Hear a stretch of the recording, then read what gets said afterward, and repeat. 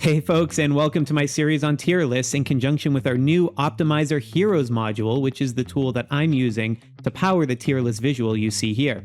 The roles that heroes play in-game are extremely diverse, and I'm not just talking about Expedition versus Conquest, but even within Expedition, there's a whole bunch of different things. So there's no one-size-fits-all tier list, which means I will be doing a series of these videos, and you can check out the full playlist linked below in the description. Now this video is going to walk you through Bear Hunt Rally leaders generation by generation in order to help you understand who the best heroes are to maximize your score for your own individual bear hunt that you're leading. Now this video assumes that you have some familiarity with how combat formula works under the hood, and there are many things that work differently than how they're presented in the game, so check out my Combat Myths video linked below in the description for more details on how we evaluate hero abilities. And finally, I also reserve the right to update this page on the website in the future in case we learn anything new in our research on hero abilities.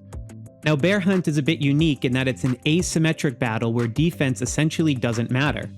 It's all about pure offense and trying to maximize the amount of damage that you can get in 10 turns of battle. Bear rallies also typically follow an archer-heavy formation, which makes a good hero different by troop type. So for our infantry heroes, it's almost exclusively about skills that impact non-infantry troops, particularly those that impact archers. Meanwhile, for archers, the stats come into play a lot more because they're actually powering the damage dealt, so it's the stats plus the skills. And for cavalry, it's about both, but it leans much more towards the skills since even the cavalry have a smaller fraction in your total formation. But the troop stats still are relevant, just not as much as they would be for archers. So as we walk through generation by generation together, you're going to see the archer heroes move more quickly through the tier list since the stats from future heroes will replace them. Meanwhile, the infantry ones tend to have a little bit more permanence because better offensive abilities are not always a guarantee in future generations. And of course, special thanks to Frack of the Frackenator website, who's done a ton of work on heroes, troops, and all of the abilities related to them in order to help validate a lot of the assumptions that I have within this tier list. Alright, let's finally dive into the first generation. So Amadeus is the only S-tier hero in this generation by virtue of 3 offensive abilities as well as an offensive widget ability. And as of the time of this recording, which is Generation 7 being the latest heroes on any kingdom, he still remains in this position. There's just not yet any other offensive widget heroes to replace him, and because the hero stats don't matter, it's just his skills since they affect the other troop types. Now Helga falls shortly behind him because she's the only other infantry hero with an offensive widget, and she has 2 out of 3 offensive abilities, and she therefore remains in this spot as well through future generations. Now Saul and Jabel occupy the same tier, but for a different reason. Jabel has 2 out of 3 offensive abilities, but she also has the highest cavalry stats in the game at this point. Meanwhile, Saul, who has a growth skill as his main attraction, only has 1 offensive ability, but again for archers, the hero stats impact that much more, and he has by far the highest in Generation 1. So despite having the wrong widget types, being defensive widgets, I still have them both sitting at A tier. And this is just because their stats matter as much as their abilities, and there really aren't that many viable alternatives at this point in the game. And now we get to B tier, where all of the heroes have 1 offensive ability only, and in the case of a hero like Quinn, the stats are also lower than Saul, so it's a clear choice that they fall below. And for many of the other B tier heroes like Yanu, Amane, and Chenko, their only damage dealing ability happens to be a great joiner ability. That's because this skill falls into the first offensive position, or what I call the priority expedition skill slot. So even though you see them here listed as rally leads, you should be trying to use them as joiners whenever possible, and you can learn more about that in the joiner tier list. Now Howard sits by himself in C tier. He has no offensive abilities, but his better than blue hero stats and the lack of really any other viable infantry alternative for free-to-play players is what keeps him in this tier. And then basically in this bottom D tier, we have all of the other heroes that have no combat abilities and worse stats than some of the other choices above. And these heroes are used for other things in-game, like gathering for instance, but just not for bear hunt. So Generation 2 introduces Zoe on the hero roulette wheel, much to the delight of many free-to-play players, and despite no offensive widget, she actually brings 3 offensive abilities. Now, you might then ask, why is she only on B tier where you have a hero like Helga on A tier who has 2 offensive abilities and an offensive widget? Well, the reason is that this first ability, Sundering Wounds, actually doesn't work on bear hunt. There's an entire rabbit hole we could go into about why. If you want to learn more about it, I have a video linked below in the description on hidden hero abilities, so you can go check out what's going on with Zoe. But here the short version is that this is basically like she only has 2 offensive abilities. So still the best that you can have as a free-to-play player at this point in the game, but it is falling below Helga and Amadeus as viable options if you have access to them. Hence, she has to sit at B tier. We also have Hilda on this list, and she's got about 1 and let's call it 1.5 offensive abilities that boost damage due to that first skill split being between attack and defense. Now, you might say it's a little bit unfair to put her at A tier above Zoe, but remember, different things matter for different classes of hero, and in Hilda's case, the added cavalry stats help a little bit. So I call this a draw with Jabel, who has 2 offensive abilities but slightly lower cavalry stats, and these roughly offset each other, placing them both at A tier during this generation. But now let's talk about the real standout of this generation, Marlon. He excitingly comes in at the top of the tier list due to having an offensive widget ability. And he's bringing 2 offensive abilities that work on all of your heroes. Now, even though he only has an effective value of 20% when you account for the probability of his first ability, don't forget that his stats are way higher than Saul's. So I think it's only fair that this pushes Saul all the way down to B tier since Marlon is just that much better, having more offensive abilities and way better stats. Now Generation 3 comes with Petra, which is really a gift from the developers since she's on the roulette wheel. So grab her while you can and at least put a few levels into her widget because it comes with an offensive ability. In fact, she's the first cavalry with an offensive ability, and she brings 2 out of 3 offensive skills for her main kit. And on top of that, one of those abilities is secretly the best in the game with an effective value of 43.75%. This effective value is actually slightly less during Bear Hunt because it's not effective during the first turn of the 10 in battle, but it really doesn't change the answer since it's so much better than other abilities. It also has a unique skill code that doesn't appear on any other hero thus far other than Vivian out in Generation 5, which means it will likely have a multiplicative effect on all other skill codes present in the rally. And if you want to learn more about this first skill, again, there's a whole rabbit hole you can go down there. Check out that same hidden hero abilities video linked below in the description. Also this generation, we get Jaeger and Eric. Now neither one of them really moves the needle much due to their defensive widget and minimal offensive abilities. In fact, Eric has all 3 abilities being defensive.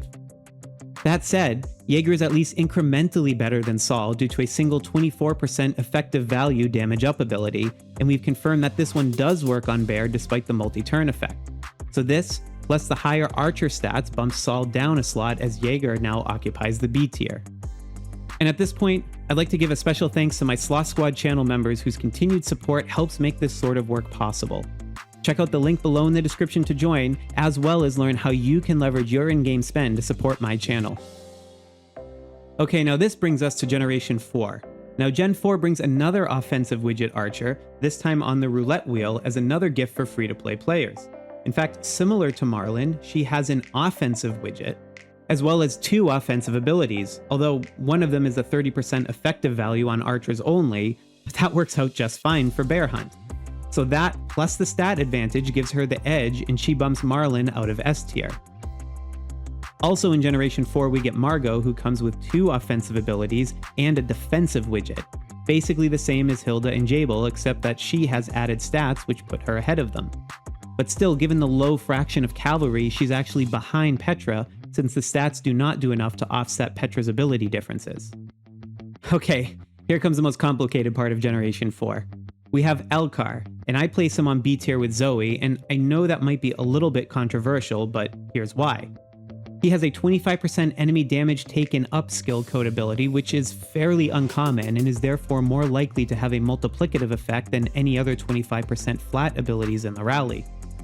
He also gets a small 10% damage boost to cavalry and archers.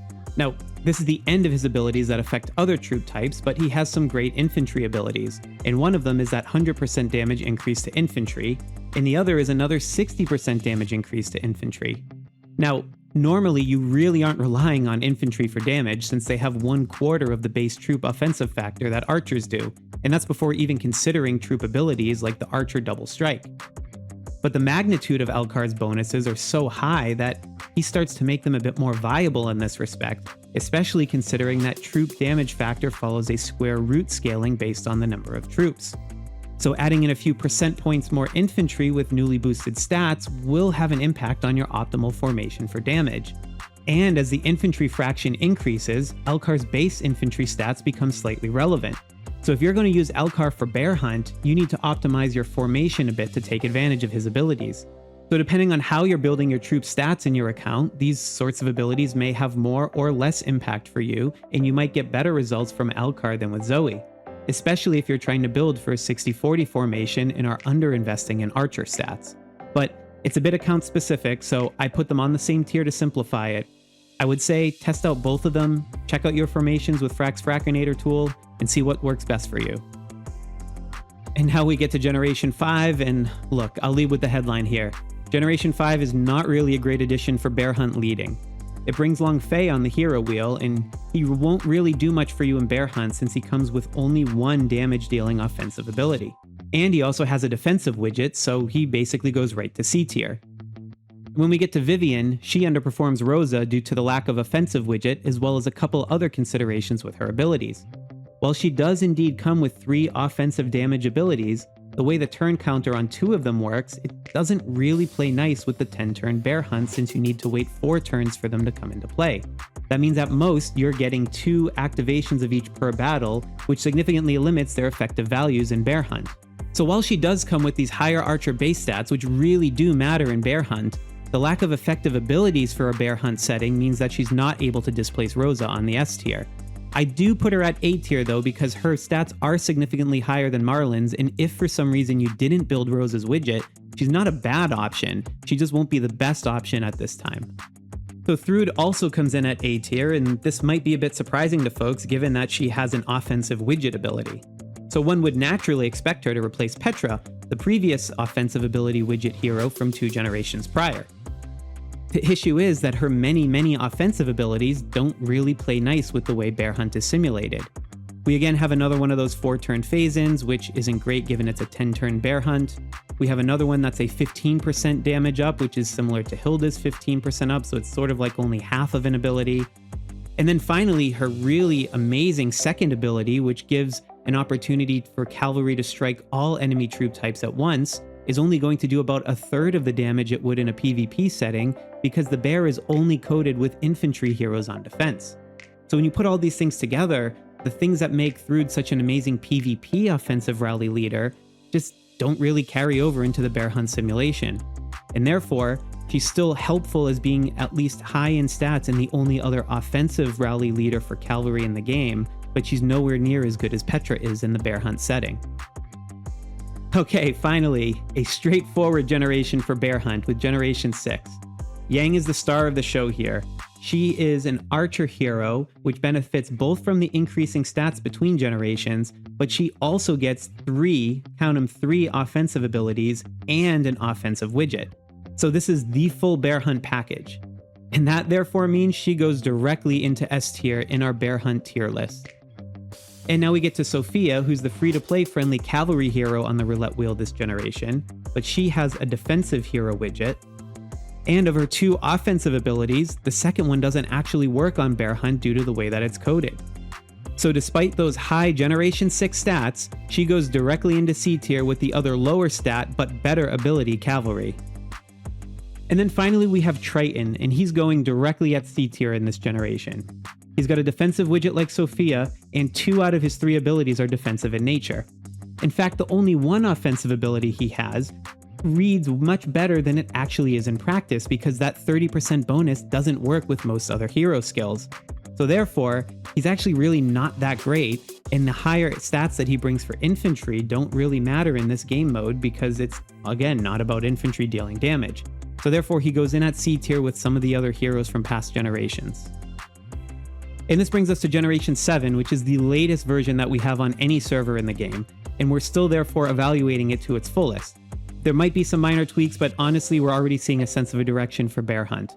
Ava is the clear Bear Hunt rockstar in this event. Not only does she have an offensive widget like Petra, but she also has 3 offensive abilities as well in her regular skill kit. And even though that second one only mathematically comes out to an effective value of a 20% increase, it is coded as enemy damage taken up, which is a rarer skill code, and it's thus more likely to be multiplicative, making it more valuable than a typical 20% ability. So again, we see this complete bear package here, and given that the stats matter much less for cavalry than they do with archers in Bear Hunt, we expect her to remain at S tier for quite some time to come. Next we have Wei and Wu, and they're surprisingly useful on the bear. despite having a defensive widget, they do actually have 3 offensive abilities for their regular skill kit. And the high Generation 7 Archer base stats help them approach Yang's level of effectiveness, but the math will slightly favor her for players due to her widget being multiplicative and thus offsetting the base stat differential. Still, Wei and Wu are certainly not bad for Bear Hunt and would be the preferred Archer choice for players who for some reason did not build Yang in Generation 6, or didn't build her widget, and therefore they go right at tier A. And then finally we have Charles in Generation 7, but he goes straight to D tier. He has 3 defensive abilities and a defensive widget, and again the infantry stats really don't matter in this game mode, so this makes him almost the same level of effectiveness as a blue hero in Bear Hunt. So anyway, that's where we're going to leave this tier list. We'll continue updating it on the website as we discover new things about hero abilities in testing or as future generations come online.